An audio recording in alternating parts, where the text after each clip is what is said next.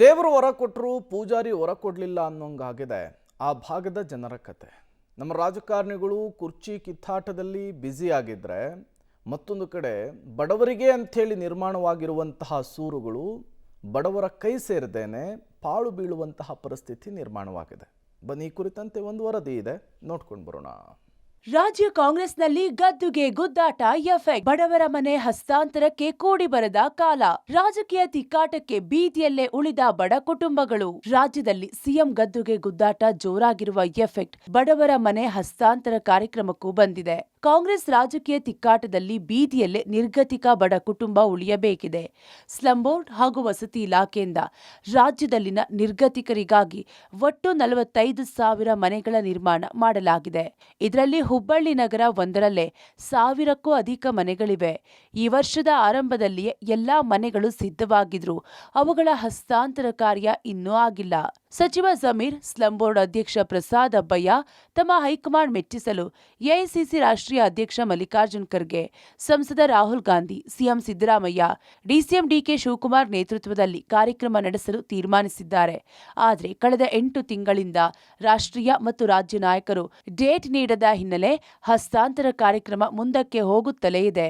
ನಮ್ದೇನು 42,000 ಮನೆಗಳು ರಾಜ್ಯಾದ್ಯಂತ ಇನಾಗ್ರೇಷನ್ ಮಾಡಬೇಕಾಗಿತ್ತು, ಅದ್ರ ಬಗ್ಗೆ ಚರ್ಚೆ ಮಾಡಲಿಕ್ಕೆ ಹೋಗಿದ್ವಿ. ಸಮಯ ಕೊಡ್ತೀನಿ ಅಂತ ಹೇಳಿದ್ದಾರೆ. ರಾಹುಲ್ ಗಾಂಧಿ ಅವರ ಸಮಯ, ಎಐಸಿಸಿ ಪ್ರೆಸಿಡೆಂಟ್ ಅವರು, ಮುಖ್ಯಮಂತ್ರಿಗಳು ಎಲ್ಲರೂ ಕೂಡ ಒಂದು ಸಮಯ ಕೊಡ್ತಾರೆ. ಸೆಷನ್ ನಂತರ ನಾವು ಅದರ ಪ್ರೋಗ್ರಾಮ್ ಮಾಡ್ತೀವಿ.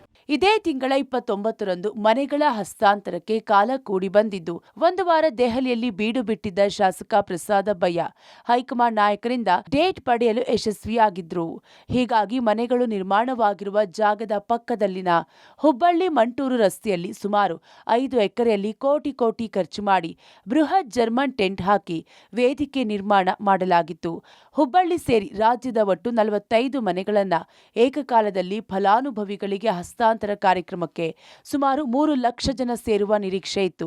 ಆದರೆ ಸದ್ಯ ಕಾಂಗ್ರೆಸ್ನಲ್ಲಿ ಬಂಡಾಯ ರಾಜಕೀಯ, ಸಿಎಂ ಕುರ್ಚಿಗೆ ಗದ್ದಲ ಹಿನ್ನೆಲೆ ಮತ್ತೊಮ್ಮೆ ಕಾರ್ಯಕ್ರಮ ರದ್ದಾಗಿದೆ. ಮನೆಗಳ ಹಸ್ತಾಂತರ ಬಗ್ಗೆ ಜಮೀರ್ ಅಹಮದ್ ಖಾನ್ ಅವರು 2 ಸಲ ಹುಬ್ಳಿಗೆ ಬಂದು ಇಲ್ಲಿ ಪರಿವೀಕ್ಷಣೆ ಮಾಡಿ ವಚನ ನಿರ್ಮಾಣ ಮಂಡಳಿ ಅಧ್ಯಕ್ಷತೆಯನ್ನು ಮಾಡಿ ದಿನಾಂಕವನ್ನು ನಿಗದಿ ಮಾಡಿದ್ರು. ಅದು 2 ಸಲನೂ ಮುಂದೋಗಿತ್ತು. ಈಗ 3ನೇ ಸಲ ಮಾಡಿ ಇವತ್ತು ಆಲ್ಮೋಸ್ಟ್ ಅಲ್ಲಿ ಟೆಂಟ್ ಗಿಂಟ್ ಹಾಕಿ ಎಲ್ಲ ವ್ಯವಸ್ಥೆ ಮಾಡಿದಾಗ ಕೂಡ ರಾಹುಲ್ ಗಾಂಧಿ ಅವರು ಡೇಟ್ ಕೊಟ್ಟಿಲ್ಲ ಅಂತಕ್ಕಂಥ ಒಂದೇ ಒಂದು ಕಾರಣಕ್ಕಾಗಿ ಮತ್ತೆ ಇವತ್ತು ಮುಂದೆ ಹಾಕುವಂದಾಗ ಒಂದು ಸನ್ನಿವೇಶ ಉದ್ಭವ ಆಗಿದೆ. ಇವತ್ತು ರಾಜ್ಯದಲ್ಲಿ ಎದ್ದಿರ್ತಕ್ಕಂಥ ಈ ಗೊಂದಲ ವಾತಾವರಣ ನೋಡಿದ್ರೆ ಯಾವುದು ಕೂಡ ಕಾರ್ಯಕ್ರಮಗಳನ್ನು ಸರಿಯಾಗಿ ಆಗ್ತಾ ಇಲ್ಲ ಅನ್ನೋದು ಮೇಲ್ನೋಟಕ್ಕೆ ಬಹಳ ಸ್ಪಷ್ಟವಾಗಿ ಅದು ಕಾಣ್ತಾ ಇದೆ. ಡೇಟ್ ಇಲ್ಲ ಅಂತಂದೇಳಿ ಮತ್ತೆ ಮುಂದೆ ಹಾಕುವಂತದ್ದಾಗ್ತಾ ಇದೆ. ಒಟ್ನಲ್ಲಿ ರಾಜ್ಯದ ಮತ್ತು ರಾಷ್ಟ್ರೀಯ ಕಾಂಗ್ರೆಸ್ ನಾಯಕರಿಗೆ ಬಡ ಜನರ ಹಿತಕ್ಕಿಂತ ತಮ್ಮ ಅಧಿಕಾರದಾಸೆ, ಸ್ವಾರ್ಥ, ಬಣಗಳ ಬಡಿದಾಟವೇ ಜಾಸ್ತಿ ಆಗಿದೆ ಎನಿಸುತ್ತಿದೆ. ಇನ್ನಾದರೂ ಕಾಂಗ್ರೆಸ್ ನಾಯಕರು ತಮ್ಮ ಸ್ವಾರ್ಥ ಬಿಟ್ಟು ಬಡವರ ಮನೆಗಳಿಗೆ ಬಡಿದಿರುವ ಗ್ರಹಣಕ್ಕೆ ಮುಕ್ತಿ ನೀಡಬೇಕಿದೆ ಎನ್ನುವುದು ನೊಂದ ಬಡವರ ಮಾತು. Sunil, public TV, Hubballi.